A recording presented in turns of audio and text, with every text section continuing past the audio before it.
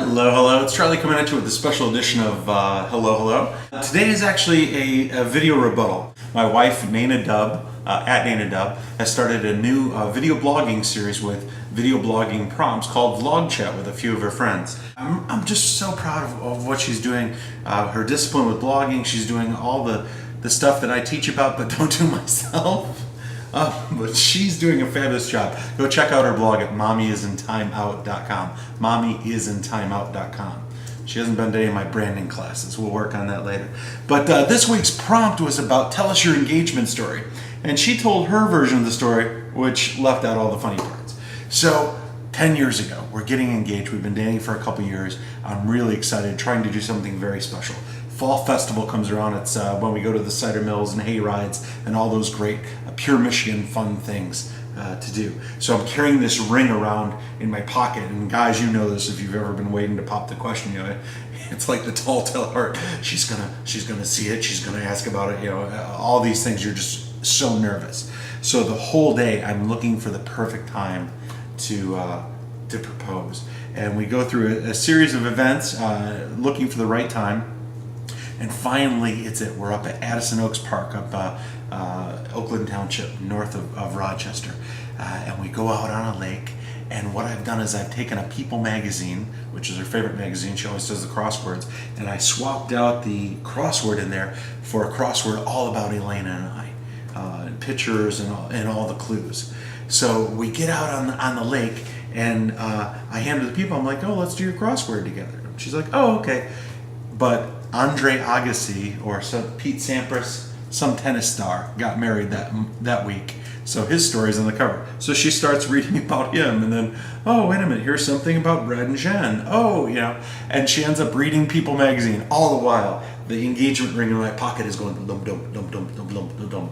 Finally, as nightfall is setting in, she gets the crossword, and at first she doesn't realize that anything's different. She's like, oh, hey, that's our picture in People. She didn't realize that I knocked it in. Eventually she catches on, and she's going through the clues. She's having a great time. But it keeps getting darker and darker and darker to the point where we can no longer see sitting here on the lake. So we decide to head back to the car, and I'm feeling kind of defeated. The ring is still in my pocket, calling me. And we walk past a pop machine, and she's like, oh, wait a minute, I'll use the light of the pop machine. So she holds up the crossword and starts doing a couple clues to the light of the Pepsi machine. This is not how you envision your grand proposal going. So I finally get her to put the thing away. We go to our favorite restaurant, Cruise and Mirror, home of the best bread, great pastas, great seafood. We have dinner. She pulls it out, goes through it. I had left one of the clues out, the clue, will you spend the rest of your life with me? And I left it off the list. As she finishes the whole thing, she sees that I left the clue. She's like, oh, you missed one. Oh, no big deal. And closes the magazine, closing my window, my opportunity to propose to her. Still, the ring in my pocket. Lub, lub, lub, lub, lub, lub. We finish dinner. I'm out of ideas. We go to my alma mater, Oakland University. There's a Meadowbrook Hall there. It's the grand old Dodge estate where Matilda Dodge lived. Beautiful hall.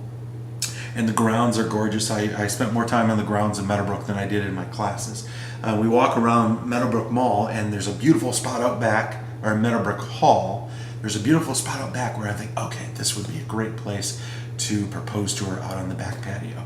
And as we get there, someone comes out of the hall who was there at a wedding or something, and he lights up a cigarette, and he's drunk. He's like, I got a drink with the staff.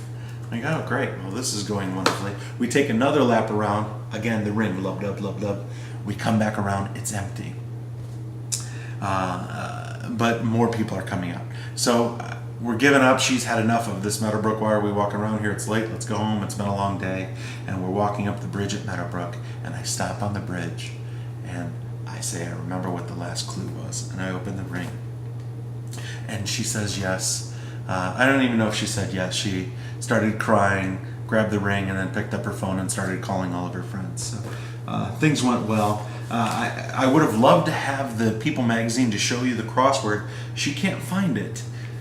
The one heirloom she does have, Brad and Jennifer's wedding. She found this edition of People. This was something that got archived. So if you want to know anything about the marriage that lasts, Brad and Jennifer, congratulations on your tenure. I have the magazine. It's just more archived Right. than that one. But I'll never forget the day we got married, the day we got engaged, and seeing her come down the aisle. I couldn't see her as she entered the church. Everyone was there, or entered the courtyard. Everyone was standing up, and she came around and just, she's gorgeous. I love her. I'm happily married, even though she can't find her People magazine. So thank you for listening to this very long-winded edition, but I had to set the record straight. Thanks for listening to VlogTalk. We'll see you at charliecurve.com and mommyisIntimeout.com. Have a great day. Make it happen.